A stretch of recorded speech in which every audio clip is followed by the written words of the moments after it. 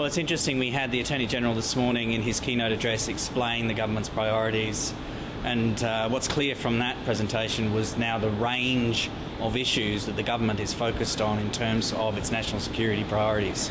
Everything from the traditional concerns about state-based threats to terrorism, which has been a predominant focus over the last few years, right through to all of these new and emerging issues that we've been discussing today: pandemic diseases, cybercrime, other types of organised crime, e-security issues. So the national security space is broadening, it's expanding, and I think that's reflected in many of the presentations today.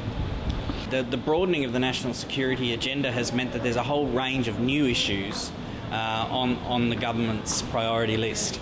So, for instance, in the United Kingdom, they've ranked climate change and threats to the global order as being priority concerns. Australia too has identified climate change as a potential national security issue.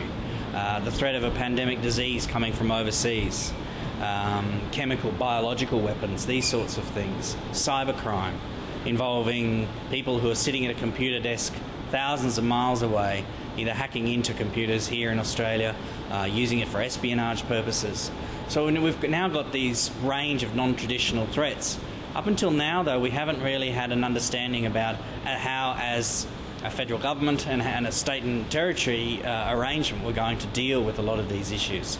So I think they're the sorts of things that I wanted to raise at this conference, and some of the policy prescriptions we've got in there are going to be, I think there's a number of ways we're going to have to move forward, but we're on the cusp at the moment of a whole new field of national security, I think. National conferences like this are important, and they're important for a couple of reasons. One is to get from government representatives an up-to-the-minute explanation of what's occurring in a quite varied aspects of government departments. So it's really important that here at the conference we've got representatives from the Federal Police, from the Attorney-General's Department, and even people from overseas, people who have in Europe and in North America who can bring a slightly different perspective to what's going on. So being right up to the minute in terms of government priorities and practices is really important.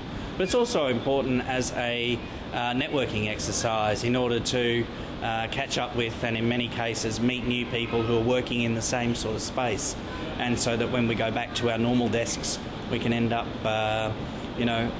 being able to have a closer contact with a range of people from all sorts of agencies.